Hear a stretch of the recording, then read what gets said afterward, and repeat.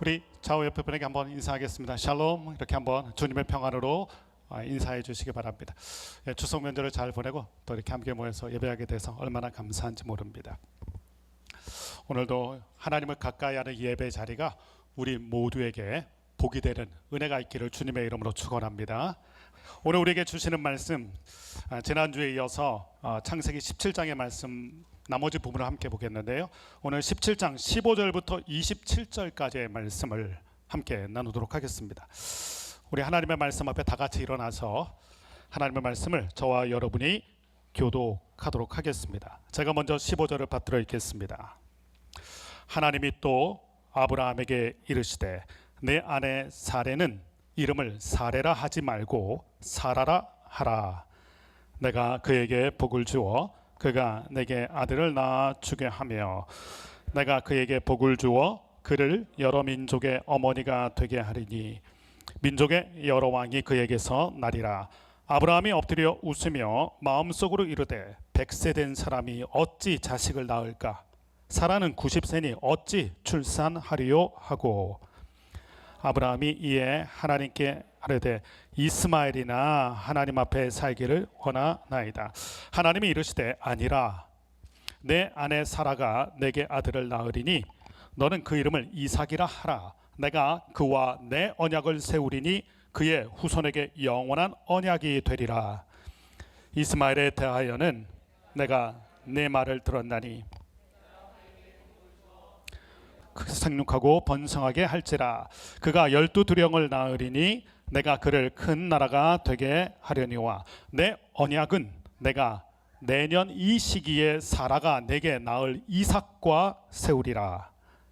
하나님이 아브라함과 말씀을 마치시고 그를 떠나 올라가셨더라. 이에 아브라함이 하나님이 자기에게 말씀하신 대로 이날에 그 아들 이스마엘과 집에서 태어난 모든 자와 돈으로 산 모든 자 곧 아브라함의 집 사람 중 모든 남자를 데려다가 그 포피를 베었으니 아브라함이 그의 포피를 벤 때는 99세였고 그의 아들 이스마엘이 그의 포피를 벤 때는 13세였더라. 그날에 아브라함과 그 아들 이스마엘이 할례를 받았고, 같이 읽겠습니다.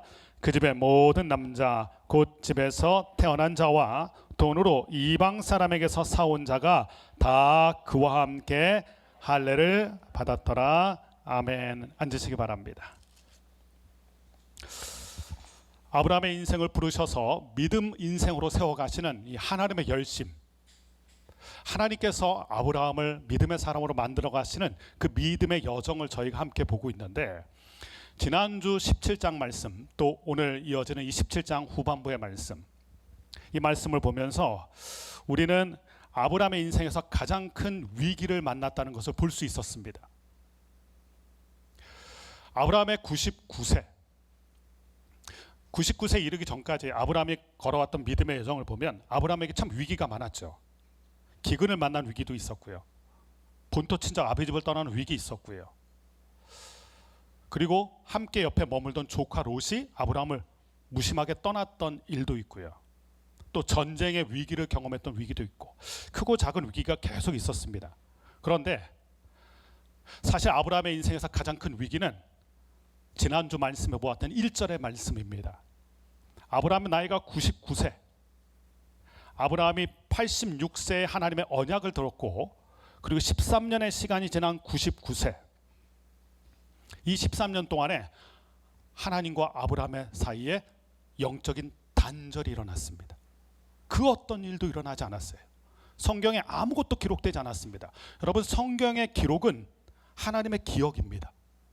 그러니까 13년 동안에 하나님과 아브라함 사이에 기억할 만한 일이 하나도 없었다는 거예요. 진짜 위기는 언제일까요? 사람이 내게서 떠나가는 게 위기입니까? 내게 기근과 같은 어려운 상황이 닥쳤을 때가 진짜 위기입니까? 성도와 교회에게 진짜 위기는 하나님과의 단절, 이것이 진짜 위기입니다. 그런데 그 사건이 아브라함에게 있었던 거예요. 무려 13년 동안에 하나님과 아브라함 사이는 불통 관계가 되고, 아브라함 믿음은 영적인 동면 상태로 들어갑니다. 깨어나지 못하는. 이게 정말 아브라함에게 큰 위기였어요. 근데 이 위기를 흔들어 깨운 분이 누굽니까? 하나님이세요. 하나님이 다시 아브라함에게 오셔서 아브라함을 흔들어 깨우는 장면, 우리가 그 장면을 보았습니다. 근데 여기서 우리가 질문할 게 있어요. 왜 그 믿음 좋았던, 하나님 앞에 머물던, 어디 가든지 제단을 쌓고 여호와의 이름을 불렀던 그 아브라함의 모습이 왜 13년 동안 없던 것일까? 왜 그의 믿음은 휴면 상태, 동면 상태가 된 것일까? 하나님이 오셔서 알려주셨죠. 하나님이 아브라함에게 이렇게 얘기하셨습니다. 아브라함아, 내 앞에서 행하여 완전하라. 이 말씀을 참 곰곰이 생각해 보면, 그동안은 제단을 쌓고 여호와의 이름을 부르며 여호와 하나님과 대면하던 이 아브라함이 하나님을 외면했다는 거예요. 하나님 앞에 아브라함이 항상 있었는데 아브라함이 없습니다. 아브라함 어디 갔었습니까? 그 시간 동안 이스마엘이 태어나고 이스마엘에게 눈이 꽂힌 거예요. 그의 재롱을 보면서, 이스마엘을 기뻐하면서.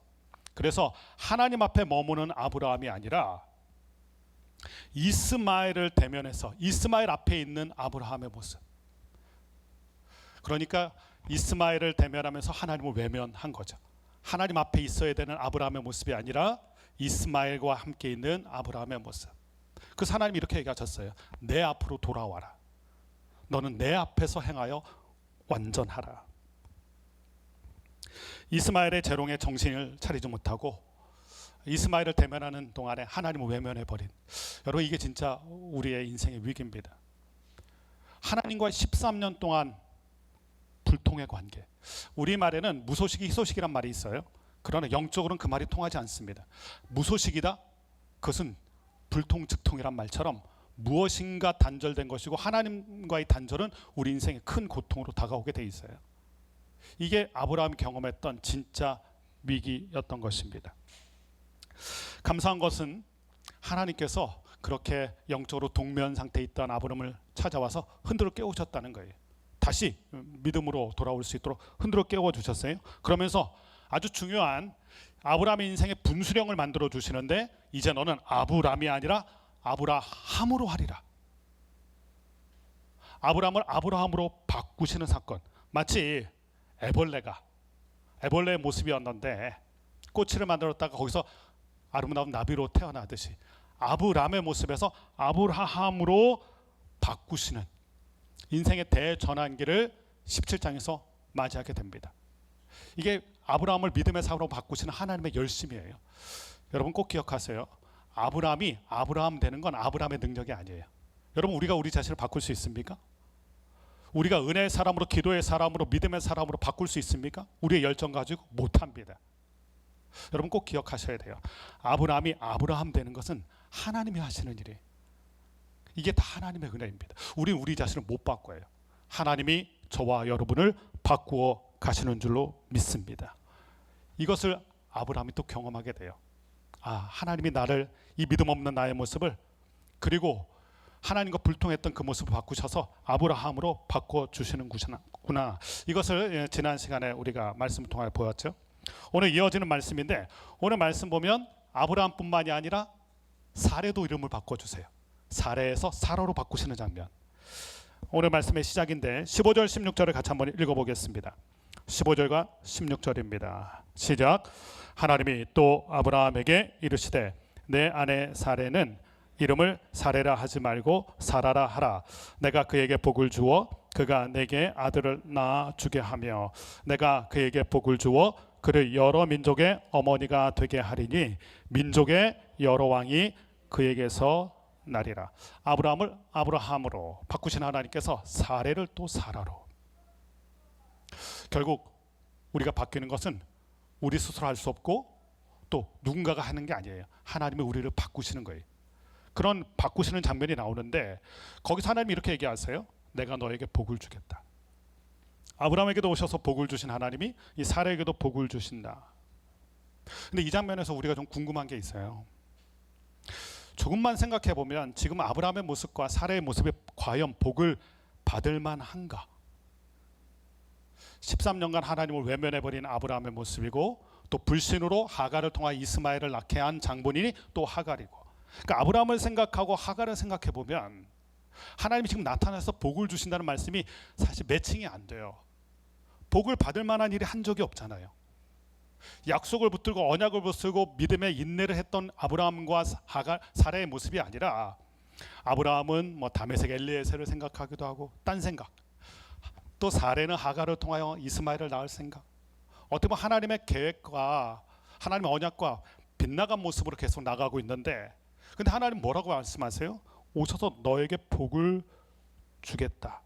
사실 복을 받을 만한 상황이 아니라 꾸중을 들어야 될 상황이거든요. 근데 하나님은 오셔서 아브라함에게도 복을 주시고 또 사라에게도 복을 주시고, 이 모습에서 우리가 좀 깨닫는 게 있어요. 사실 복을 받을 만한 사람들이 아니거든요. 근데 깨닫는 게 있어요. 이 모습을 보면서, 여러분, 하나님이 우리에게 복을 주시는데 우리는 그런 착각을 해요. 내가 복을 받을 만한 사람에 대한 복을 받는다. 그게 틀린 생각은 아니죠. 그런데 하나님께서 복을 주시는 거 보면 복은 받을 만해서 받는 게 아니에요. 지금 아브라함과 사라가 어디 복을 받을 만합니까? 다 하나님과 반대편에 서서 하나님과 불통하면서 있었는데, 근데 하나님은 그런 아브라함과 사라에게도 계속 복을 주세요. 이것을 통해서 우리가 깨닫는 게 있어요. 복은 받을 만해서 주시는 게 아니라 하나님께서 연약한 자를 부르시고 붙드시기 때문에, 하나님 부르셨기 때문에, 하나님의 자녀가 됐기 때문에 그냥 복을 주시는 거예요. 탕자가 돌아왔을 때 사랑받을 만합니까? 근데 아버지는 사랑을 해주세요. 반지 낄만 합니까? 아들이란 상징의 반지를 주시고 옷을 갈아입혀 주시고. 우리가 참 복에 대해서 갈망이 있죠. 그리고 복을 어떻게 받을까도 많이 생각해요. 근데 성경이 말씀하시는 이 복, 부르심의 복과 또 지켜주심의 복과 믿음의 사람 만들어 가시는 이 모든 복은 복을 받을 만해서 주시는 게 아니라, 사실은 우리가 그 복이 있어야 믿음의 사람이 되기 때문에, 하나님이 주시는 복이 있어야 우리가 형통한 삶을 살 수 있기 때문에 하나님은 은혜로 그냥 주시는 거예요. 그래서 우리가 먼저 깨달을 수 있습니다. 또 한 가지는, 아브라함이 아브라함 되고 사라가 사라가 되는 이 모습을 보면서 결국은 중요한 게 뭡니까? 내가 변화되는 게 중요해요. 우리는 상황을 변화시키려고 하죠. 근데 하나님은요, 우리가 변화되길 원하세요. 우리는 우리 힘으로, 또 우리 열정으로, 우리 능력으로 뭔가 상황을 변화시키기 원해요. 근데 하나님은 그 상황이 변화되기 전에, 아니다, 변해야 될 건 상황이 아니라 너다, 이렇게 하세요. 야곱이 복에 대한 갈망이 많았죠. 근데 하나님께서는 야곱을 이스라엘로 변화시킨 다음에 그에게 복을 주셨어요. 이스라엘이라고 변화시켜 주시고. 우리는 상황이 변화되길 원해요. 그런데 하나님은 변해야 될 건 상황이 아니라 네가 먼저 변화되어야 한다. 그래서 하나님이 이삭을 주시기 전에 아브라함이 되게 하시고 사레를 또 사라 되게 하세요. 여러분 잘 기억하세요. 뭘 그렇게 변화시키기 원하세요? 여러분의 환경이, 또 여러분의 주변 사람이 변화되기 원하시죠? 그러나 하나님은 그렇게 얘기하지 않으실 거예요. 네가 변해야 된다. 네가 변해야 상황이 변하는 것이다. 여러분, 우리가 먼저 변해야 돼요. 내가 변화되지 않으면 상황은 변화되지 않습니다. 이삭을 그렇게 원해도 아브라함 되지 않고 사라가 되지 않으면 이삭은 없는 거예요. 하나님의 관심은 내 주변 상황이 변화되는 게 아니라 내가 변화되는 거예요. 이것을 알려주세요. 이렇게 아브라함이 되고 사라가 되는 것, 이름을 바꾸는 사건, 계명 사건이죠. 이름을 바꾼다, 계명 사건. 그러나 하나님이 이름을 바꿔주시는 것은 단순히 이름을 바꾸는 계명 사건이 아니라 그들의 운명을 바꾸시는 사건이에요. 아브라함이 되고 사라가 되는 것, 이름 하나 바꾸는 게 아니에요. 그의 운명이 바뀌는 거예요. 여러분, 사울이 변하여 바울이 됐어요. 어떤 사람이 됩니까? 교회를 핍박하던 사람이 교회를 세우는 사람이 되잖아요. 하나님이 바꾸시면서 그의 운명이 달라졌어요. 게바 변하여 베드로가 됩니다. 어떻게 바뀌었습니까? 그의 운명이 물고기 잡는 어부에서 사람을 낚는 어부가 돼요. 하나님이 우리를 바꿔주실 때는 그냥 이름 하나 바꾸는 게 아니에요. 자, 저와 여러분의 이름이 바뀐 사람입니다. 어떻게 바뀌었습니까? 진노의 자녀에서 하나님의 자녀가 됐고 우린 성도가 된 사람입니다. 단순히 나는 기독교인이야 이 정도가 아니라는 거예요. 하나님이 저와 여러분을 바꾸신 사건은 너는 이제 교회 다니는 사람이야, 너는 집사야, 너는 목사야, 너는 권사야, 이 타이틀 하나 바꾸는 게 아니란 말이에요. 우리를 바꾸시는 이유가 있어요. 이름 바꾸시는 게 아니라 우리의 운명을 바꾸시는 일. 아이 하나 가질 수 없고 민족을 생각하고 가정을 생각할 수 없는 아브라함을 아브라함으로 바꾸셔서 언약을 통하여 열국의 아비가 되게 하시고, 또 사라도 사라로 바꿔서 열국의 어미가 되게 하시는, 믿음의 후손을, 믿음의 유업을 잇게 하시는 그 운명을 바꾸는 사건. 그러므로 우리 한 번쯤 곰곰이 생각해야 됩니다. 내가 예수 믿는 사람 됐다는 건 도대체 어떤 의미일까? 내가 불교 믿던 사람이 기독교 믿는 사람, 종교가 바뀐 사람일까? 내 앞에 집사, 권사, 장로, 목사라는 타이틀이 바뀐 사람일까? 그 정도의 사건이 아니라는 거예요. 성경에서 이름이 바뀐 사건은 계명 사건을 넘어서서 그의 운명이 바뀌는 사건이에요. 저와 여러분도 그렇게 운명이 바뀐 사건이에요. 그것을 잘 기억하고 우리의 성도됨을, 우리의 교회됨을 다시 한번 생각해 보아야 합니다. 이것이 아브라함과 사라의 계명 사건입니다. 그렇게 이름을 바꾸신 후에, 먼저 그들을 바꾸신 후에 하나님께서 그에게 또 복을 선포하시는 장면이 계속해서 오늘 이어지는데, 여기서 또 이상한 게 있어요. 오늘 본문에서 하나님이 이 귀한 말씀을 하시는데 아브라함의 반응이 신통치가 않았다는 거예요. 17절 18절 아브라함의 반응을 한번 보십시오. 아브라함이 이렇게 반응을 했습니다. 같이 읽어봅니다. 시작. 아브라함이 엎드려 웃으며 마음속으로 이르되 100세 된 사람이 어찌 자식을 낳을까? 사라는 90세이니 어찌 출산하리요? 하고 아브라함이 이에 하나님께 아뢰되 이스마엘이나 하나님 앞에 살기를 원하나이다. 두 가지 표현이 눈에 들어와요. 첫 번째 눈에 들어오는 표현이 마음속으로 말했다. 불경스럽게 하나님 앞에서 바로 얘기하기는, 불신의 말을 꺼내긴 좀 그러니까 아무도 모르게 속으로 말했다는 거예요. 속으로 웃으면서 이야기했다는 거예요. 여러분, 어느 게 진짜일까요? 여러분, 속으로 생각하고 속으로 말하는 게 진짜예요. 겉으로 우리가 아닌 척하면서 얘기할 수 있잖아요.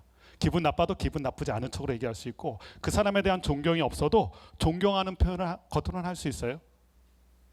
속에선 분노가 있지만 겉으로는 살짝 웃으면서 얘기할 수 있어요. 여러분, 우린 다 그럴 수 있는 사람이에요. 겉으로 드러나는 모습은 진짜가 아닐 수 있어요. 근데 진짜는 뭡니까? 내가 지금 속으로 생각하는 것, 그리고 속으로 말하는 것. 그런데 더 놀라운 건 하나님께서 뭘 보고 아세요?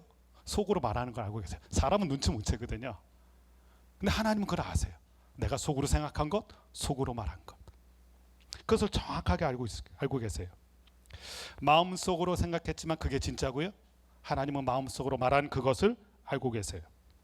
두 번째 눈에 들어오는 표현이 있는데 웃었다는 표현이에요. 아브라함이 웃었어요.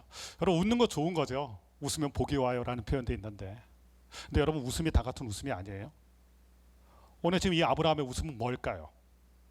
우리가 하나님이 말씀해 주시면 그 따스한 음성, 그 사랑의 언어, 그 비전을 품게 하시는 말씀, 그럼 우리는 흔히 미소를 짓게 됩니다. 너무 감사하고 기뻐서, 은혜로워서. 근데 오늘 이 아브라함의 웃음은 무슨 뜻일까요? 이건 웃음이 미소가 아니라 실소예요. 실소. 하도 어처구니가 없어서 하나님 앞에 미소를 띄는 게 아니라 실소를 금할 수가 없었다는 것입니다. 왜 아브라함이 하나님 앞에서 어처구니가 없어서 실소를 금할 수 없었을까요? 그 다음에 이어지잖아요.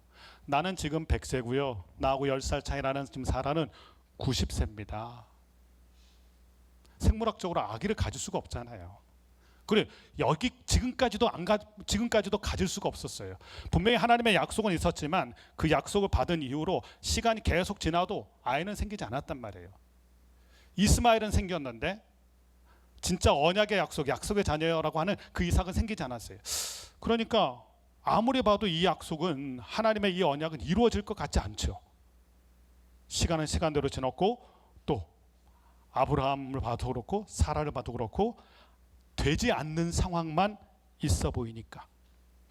하나님의 약속이 소망이 있지만 아브라함의 현실, 사라의 현실은 절망이에요.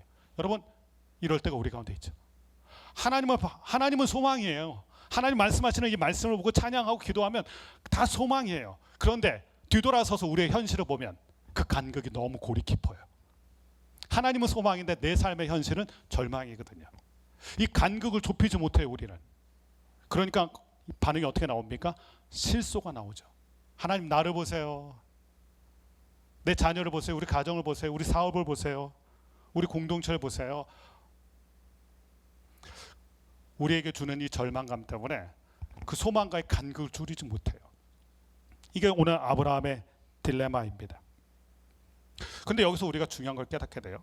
그럼 우리가 소망 가운데 거하려면 어떻게 해야 되는가? 여러분, 나를 바라보고 자기를 바라보는 사람은 절대 소망의 사람이 되지 못합니다. 소망은 소망을 주시는 하나님을 바라봐야 돼요. 찬송가 가사 중에 이런 가사가 있어요. 이 몸의 소망 무언가 우리 주 예수뿐일세. 아브라함의 이 고백을 보면서 우리의 현실을 깨닫게 되지만, 그러나 아브라함의 이 고백을 보면서 우리가 도전을 받게 되는 게 있어요. 나를 바라보면 절망이요, 하나님을 바라보면 소망이다. 결국 우리가 무엇을 바라보고 있어야 될 것인가? 여러분, 나를 바라볼수록 절망하게 돼요. 스스로 바라볼수록 절망하게 돼 있어요. 옆에 있는 짝꿍인 사라를 봐도 절망이에요. 내 자신을 봐도 절망이에요. 그러나 믿음의 눈을 떠서 온전하게 하시는 그 주님을 바라보면 절망 중인 상황에도 소망을 붙들 수가 있어요. 그러니까 아브라함을 바라보면, 이 고백을 바라보면 우리의 현실을 알게 되지만, 그러나 여기서 어떻게 해야 될지를 알게 돼요. 사랑하는 여러분, 절망스러운 우리를 바라볼 게 아니라 소망을 주시는 하나님을 바라보는 저와 여러분이 되시길 주님의 이름으로 축원합니다. 이것이 오늘 우리에게 주시는 메시지죠. 또 한 가지, 아브라함의 반응이 이렇게 뜨뜻미지근했을까? 그리고 왜 실소를 금할 수밖에 없었을까? 또 한 가지 이유가 있어요. 이것이 오늘 우리에게 주시는 또 메시지인데, 18절 19절을 다시 한번 읽어보겠습니다. 아브라함이 뭘 붙잡고 있는지를 보여줘요. 18절 19절 시작. 아브라함이 이에 하나님께 아뢰되 이스마엘이나 하나님 앞에 살기를 원하나이다.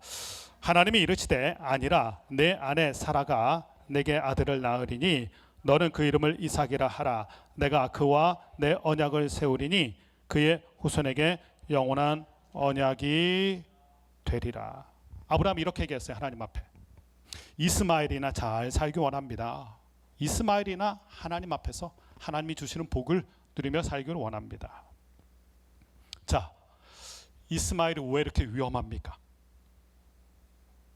아브라함의 인생을 보면 이스마엘이 큰 위기가 됩니다. 아브라함에게. 첫 번째는 이스마엘에게 꽂혀서 이스마엘을 대면하는 순간 하나님 앞을 떠나게 됐어요. 이스마엘은 대면하면서 하나님을 외면했잖아요. 그리고 하나님과 불통의 시간을 13년간이나 지내게 됐습니다. 두 번째, 더 심각한 것은 18절 말씀 보니까 그가 그렇게 얘기하는데 19절 말씀 보면 하나님의 언약이 이스마엘을 통해서는 이어지지 않기 때문에 그렇습니다. 그러니까 이스마엘 때문에 누구를 잊어버려요? 하나님의 약속의 자녀인 이삭을 잊어버려요. 이스마엘, 내가 내 욕심으로 또 내가 내 대안으로 만들어진 이스마엘을 내가 보는 순간에 하나님의 약속이 지워집니다. 하나님도 지워지고 하나님의 약속도 지워지고. 인간적으로 보면 이스마엘 키우는 재미가 있었어요. 그 재미에 홀딱 빠져서 하나님을 외면할 정도로. 그러나 이스마엘은 왜 위험하냐면 이스마엘을 보면서 하나님을 잊게 되고 또 이스마엘에 집중하는 순간에 하나님의 언약의 실체인 이삭을 잊어버리게 돼요. 언약을 잃어버리게 돼요. 그래서 이스마엘이 위험했던 거예요. 그래서 하나님 뭐라고 말씀하십니까? 아니라, 하나님 단호하게 얘기하세요. 아니라, 아브라함은 지금 이스마엘에게 집중하고 있거든요. 근데 하나님께서 단호하게 아니라 나는 이삭과 언약을 세울 것이다. 이스마엘이 꽤나 괜찮은 자녀일지는 모르겠지만, 그러나 이스마엘을 통해서 뭐가 이루어지지 않습니까? 하나님의 언약이 이루어지지 않아요. 아브라함의 마음을 홀딱 뺏길 정도로 이스마엘이 굉장히 매력적이었던 존재가 분명합니다. 그러나 중요한 건 인간적으로 매력은 있을지 몰라도 이스마엘을 통하여선 하나님의 약속이 이루어지지가 않아요. 이것이 이스마엘이 아브라함에게 위험했던 이유입니다. 그럼 하나님 얘기하세요. 약속은 너와 사라 사이에 낳게 돼 1년 후에 갖게 될 그 아기, 이삭이라는 이름까지 지어주시죠. 이삭이라 하라면 말씀하시면서 이삭이라고 이름도 지어주면서 언약은, 그 하나님의 언약은 약속의 자녀를 통해서 이삭을 통해서 이루어질 것이다.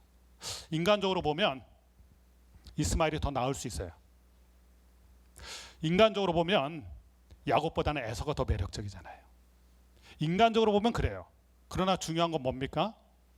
이스마엘을 통해서는 하나님의 언약이 이어지지 않는다는 거예요. 언약의 약속의 자녀가 아니라는 것입니다. 이것이 위험했던 일이에요. 다시 한번 19절 말씀 보십시오. 하나님이 아주 단호하게 얘기하시죠. 19절 말씀 읽어보도록 하겠습니다. 시작.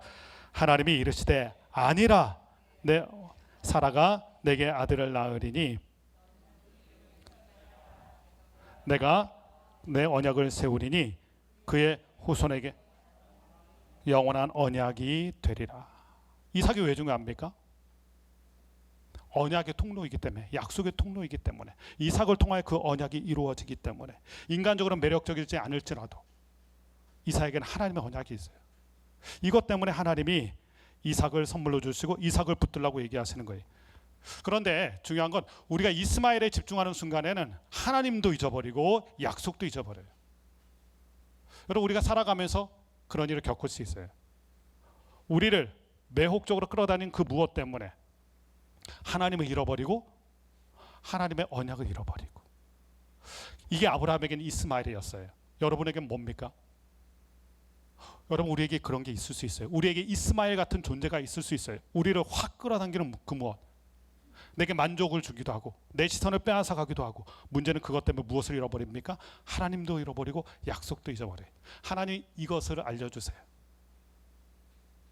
하나님께서 아브라함에게 찾아오셔서 그것을 두 가지를 지난주 말씀을 통해서, 이번 주 말씀을 통하여 알려주시는 거예요. 그래서 진짜 여기 뭡니까? 기근도 아니고 누가 떠나가는 것도 아니에요. 하나님 잊어버리고 약속을 잃어버리는 게 성도에게 진짜 위기인 것입니다. 그것을 하나님께서 알려주세요. 자, 여기서 또 이제 그러면 아브라함의 딜레마가 있어요. 사고는 쳐서 자기 멋대로 해서 이스마엘은 낳았는데, 그럼 이스마엘은 어떻게 해야 되나? 이삭이 태어난다는 건 감사할지 모르겠는데, 그러나 애지중지하고 있던 이스마엘에 대해서는 어떻게 해야 됩니까? 이게 사실 아브라함의 딜레마이고요, 저와 여러분의 딜레마입니다. 이거 어떻게 하는지 한번, 하나님이 어떻게 해결하시는지 말씀을 한번 보겠습니다. 20절 21절 말씀 같이 한번 읽어보겠습니다. 20절과 21절입니다. 시작. 이스마엘에 대하여는 그를 매우 크게 생육하고 번성하게 할지라. 그가 12두령을 낳으리니 내가 그를 큰 나라가 되게 하려니와 내 언약은 내가 내년 이 시기에 사라가 내게 낳을 이삭과 세우리라. 첫 번째, 하나님은 우리의 대안에 타협하지 않으세요. 아브라함이 아무리 이스마엘을 얘기해도 하나님은 이스마엘에 대해서 얘기하지 않으세요. 이스마엘을 언약의 자로 바꾸시지 않는다는 거예요. 우리는 우리의 조건과 상황에 맞게 하나님을 바꾸려고 해요. 그러나 하나님은 우리를 바꾸세요. 아브라함으로 바꾸시고 사라로 바꾸시고 그 하나님의 언약을 바꾸지 않으세요. 이것을 알 수 있어요. 사실 이 장면을 우리가 곰곰이 생각해 보면 자꾸 이스마엘을 얘기하는 아브라함의 마음을 우리가 알 것 같잖아요. 왜 자꾸 이스마엘을 얘기합니까? 예, 이스마엘로 타협해 보려고 하나님 앞에. 이스마엘 어떻습니까? 제가 보기엔 괜찮은데요. 근데 하나님은 이스마엘에 대해서 이삭과 바꾸지 않으세요. 약속, 하나님의 언약을 바꾸지 않으세요. 이것을 우리가 알 수 있고요. 또 한 가지, 하나님께서 그 이스마엘에 대한 계획도 말씀하세요. 사실 아브라함은 지금 어쩔 수가 없어요. 사고는 쳤는데 이스마엘을 어떻게 책임질 수 있는 방법이 없어요. 그러니까 안타까운 거죠. 아브라함이 이스마엘을 바라볼 때 이런 안타까움이 있어요. 그런데 하나님 뭐라고 말씀하십니까? 하나님께서는 이스마엘에 대한 계획과 이스마엘에 대한 비전을 또 이야기해 주세요. 이스마엘도 크게 생육하고 그도 번성하게 되고 큰 나라가 되게 할 것이다. 하나님께서 이스마엘을 책임져 주시겠다는 거예요. 자, 우리가 이 전의 말씀을 한번 이 상황에서 돌아가 봅니다. 아브라함이 하갈이 잉태했을 때 어떻게 했습니까? 하갈이 잉태를 했어요. 사라가 하갈에게 들어가라 해서 하갈이 잉태했습니다. 그리고 하갈이 안방마님 노릇하니까 사라가 쥐잡듯이 잡아서 하갈을 쫓아내려고 할 때 아브라함이 어떻게 했습니까? 외면했어요. 당신 좋을 대로 하십시오. 그랬더니 사라가 하갈을 광야로 쫓겨내어 쫓아버리잖아요. 그런 기억이 있었던 것. 그러니까 즉 아브라함은 이스마엘을 가졌어도 이스마엘을 책임질 수 없는 사람이라는 걸 계속해서 성경이 알려줘요. 우리도 무엇인가 우리가 대안으로 세우면 그것을 우리가 책임질 수 있을 거라고 생각하잖아요. 그런데 우리의 연약함은 무엇이냐면 우리가 만든 대안을 책임질 수 없는 게 우리라는 거예요. 그런데 하나님은 어떻게 하세요? 아브라함의 실수, 아브라함이 사고를 쳤는데 하나님께서는 그것을 다 하나님의 사건으로 바꾸시는 은혜가 있어요. 성경 말씀 보면 이런 큰 은혜가 있습니다. 우리는 사고 뭉쳐요. 하는 것마다 어떻게 보면 대안을 마련하고 내 생각대로 했다가 사고를 쳐요. 근데 하나님께서 그걸 어떻게 하세요? 오늘 말씀에도 이스마엘에 대한 하나님의 은혜의 사건, 네가 책임지 못하지만 내가 이스마엘도 에게도 은혜를 베풀 것이다. 이것을 알려주세요. 그리고 이렇게 얘기하시죠. 하나님께서 이삭에게 대한 계획을 가지고 계신 것처럼 이스마엘에 대한 계획도 갖고 계시다는 것을 알려주세요. 우리가 큰 은혜를 이 말씀에서 깨닫게 돼요. 사고는 치지만 수습할 수 없는 우리들. 근데 하나님 어떻게 하세요? 그것도 아름답게 합력해서 선을 이루어 가세요. 이런 은혜가 있어요. 그리고 또 한 가지 알게 돼요. 하나님이 이삭만 사랑하신 게 아니라 이스마엘도 사랑하신다는 것을 보여주세요. 우리가 신앙생활하면서 참 많이 실수하는 게 이거예요. 하나님이 나를 사랑하신다. 할렐루야죠. 이건 할렐루야예요. 그런데 우리는 어떻게 생각합니까? 그것을 나만 사랑하신다. 하나님이 나를 사랑하신다는 것을 우리는 나만 사랑한다라고 착각해요. 정확히 얘기하면 나도 사랑하시는 거예요. 하나님이 나를 사랑하신다는 것은 너도 사랑받는다는 뜻이에요. 나도 사랑받는다는 뜻이에요. 오늘 말씀을 보세요. 자꾸 이스마엘 하는 이 아브라함에게 하나님 뭐라고 말씀하시냐면 이삭에 대한 계획도 있지만 나는 이스마엘에 대한 계획도 있고 이스마엘에 대한 사랑도 있고 이것을 하나님이 알려주세요. 하나님은 성도와 교회를 사랑하세요. 맞는 말씀이죠. 그 하나님이 어떻게 하십니까? 세상도 이처럼 사랑하세요. 우리가 절대적으로 이기적이거나 편협해서는 안 돼요. 유대인을 사랑하세요. 유대인을 사랑하신 하나님이 헬라인도 사랑하세요. 이삭을 사랑하세요. 이삭을 사랑하시는 분이 이스마엘도 사랑하세요. 자, 이 하나님의 사랑을 안다면 우리는 어떻게 해야 될까요? 나를 사랑하신다를 나만 사랑한다 로 받아들일 게 아니라 나도 사랑하신다. 한 번은 일본에 지진이 나서 교회에서 이제 같이 아울리치를 떠났어요. 지진난 일본을 위로하고 교회들이 무너져서 그 교회를 좀 세우는 작업들을 하려고 아울리치 팀을 구성을 했어요. 그리고 이제 일정들을 알려드리고 교회에 이제 기도를 부탁한 거죠. 그랬더니 한 분이 저에게 찾아오셨어요. 목사님, 갈 데도 많은데 왜 자꾸 일본을 가려고 그러세요? 그분이 일본 가는 게 불편한 거예요. 그분은 일본에 대해서 별로 좋은 감정이 없으세요. 뭐 역사적 배경 때문에 그러시겠죠. 그리고 본인의 아픔도 있을 수 있고요. 그래서 저에게 얘기해요. 갈 데도 많은데 왜 하필 일본을 가시려고 합니까? 그분 입장에선 일본을 사랑하시고 일본을 품는 하나님의 마음이 이해되지 않는 거죠. 우리가 그렇게 한다는 게 이해되지 않는 거죠. 그러나 꼭 기억해야 돼요. 하나님을 보면 하나님이 절대로 이기적이나 편협하게 우리를 갖고 가지 않으세요. 이삭도 사랑하시는 하나님이 이스마엘도, 이삭에 대한 계획이 있는 분이 이삭에 대한 계획이 있는 분이 이스마엘에 대한 계획도 있으세요. 나를 사랑하시는 하나님이 너도 사랑하신다. 결국 신앙이 깊어지는 건 신앙이 깊어지면서 우리의 지경도 넓어지는 거예요. 품는 지경도. 이것을 오늘 이스마엘을 기억하시고 이스마엘을 품어주시는 하나님의 모습에서 우리가 볼 수 있습니다.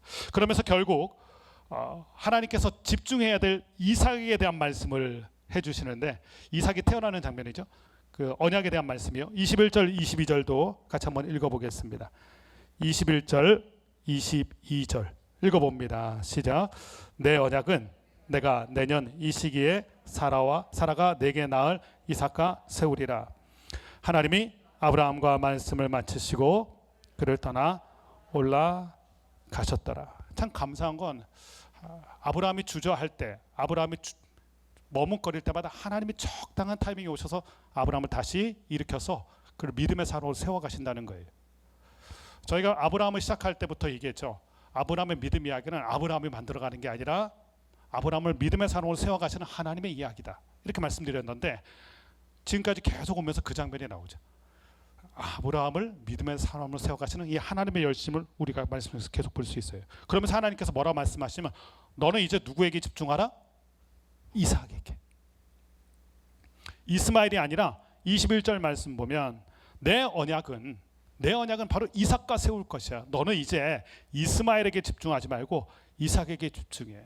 하나님의 언약이 흘러가는 이삭에게 집중해야 된다. 그리고 하나님의 약속의 성취가 이루어진다. 이것을 얘기하세요. 여러분, 하나님은 안 주시는 분이 아니에요.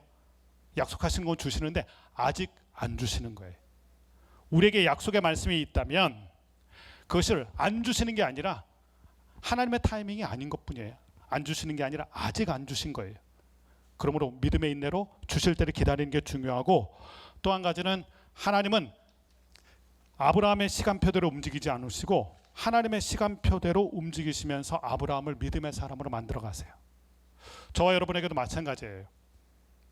우리가 원하는 때가 있고요, 우리의 시간표가 있어요. 그 시간표대로 하나님이 움직이지 않으세요. 그래서 우리가 조바심이 많아요. 근데 우리는 우리의 시간표를 내려놓고 하나님의 시간표를 바라봐야 되고요, 그 시간을 믿음의 인내로 꽉 채우는 게 중요해요. 안 주시는 게 아니라 아직 안 주신 거예요.